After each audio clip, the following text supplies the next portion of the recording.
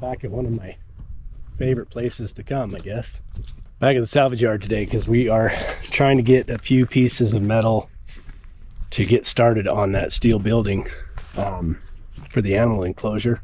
And I need some pieces. I need some things to connect the steel pipe uprights to the beams, to the concrete, a few things like that. So luckily we got a pile of some pretty heavy duty stuff. And I'm going to just measure through and look for a few different sizes of some things that are going to work for that, weld it up and get going on that building. So this is what I decided on ultimately.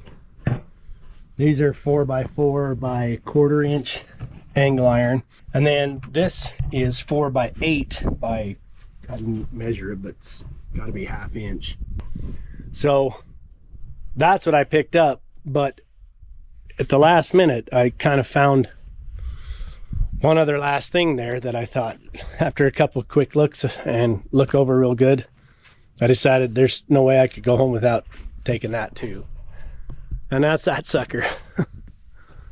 There are no holes, no damage to the tank anywhere, a couple of scuffs and scrapes, but nothing damaged. The paint's actually in great shape too. And I thought, well heck, even if I have to replace some of the relief valve and connection fittings or anything like that, that's a heck of a lot cheaper. I ended up only spending $195 for all of this steel, including the tank. And the last tank I bought, I had to go all the way to North Dakota to get it. So definitely cheaper this way. So a pretty good score to find that. I haven't looked yet. It's probably like a 200, maybe a 300 gallon. Probably 200 or 250, something like that. I'll clean up the plate and see what it says. But that's pretty cool steel, so. Snowed last night. Our high is supposed to be 47, so we should be in good shape. Mark has all the diesels running, warming up, and I think he's gonna be taking that tank off the truck. That'll be good. It really is nice in the sun. It's like 28 degrees otherwise, but we're up early trying to get some work done.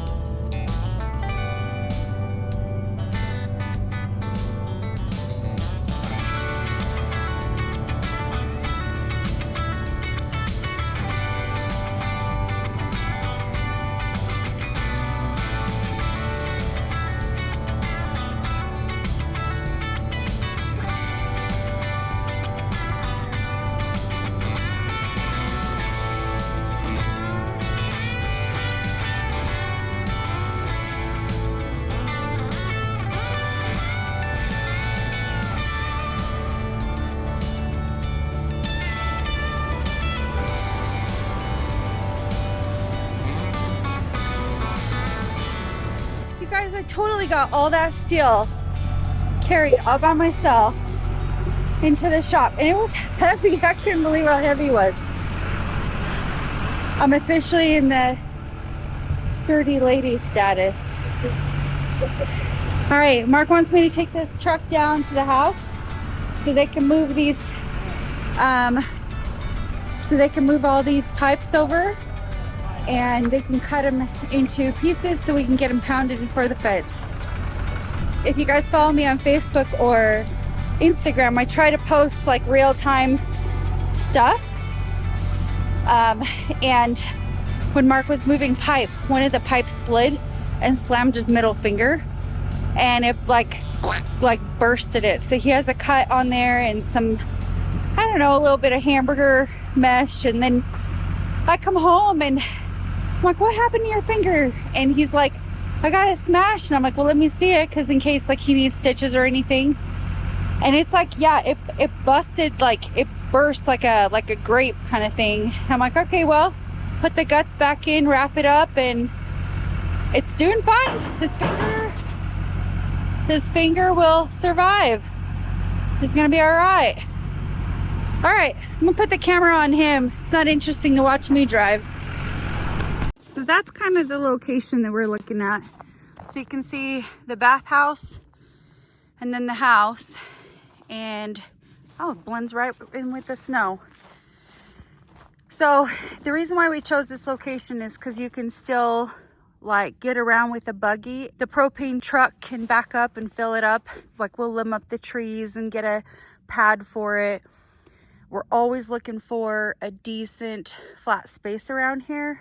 And that's kind of one of the spaces we're like, well, we can flatten that a little bit more, make it more accessible. If we wanted to have 2 propane tanks, you can have it because it measures away from the house and the bathhouse.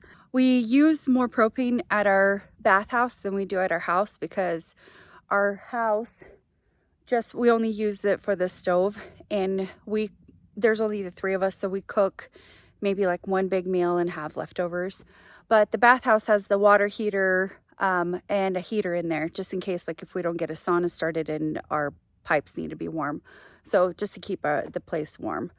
Eventually that will convert to a cabin, and we're talking about it in a year or 2, because we're probably going to do it when Logan graduates from his college program.